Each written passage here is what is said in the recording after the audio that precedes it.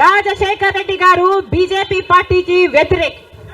రాజశేఖర్ రెడ్డి గారు తత్వ పార్టీ కాబట్టి ఒక మతాన్ని రెచ్చగొట్టారు, ఇంకో మతాన్ని అవమానిస్తారు. ఇదే బీజేపీ పార్టీకి తెలిసిన రాజకీయం. మతం పేరుతో చిచ్చు పెట్టాలి, ఆ మంటలో వీళ్ళు చలి కాచుకోవాలి. ఇదే బీజేపీకి తెలిసిన మంత్రం. అందుకే రాజశేఖర్ రెడ్డి గారు బీజేపీని ఎప్పుడు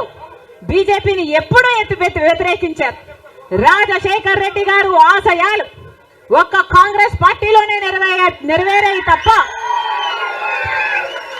ఇక ఏ ఇతర పార్టీలోనూ కాదు. రాజశేఖర్ రెడ్డి గారి మూలాలు కాంగ్రెస్ పార్టీయే, రాజశేఖర్ రెడ్డి గారి ఊపిరి కూడా కాంగ్రెస్ పార్టీయే.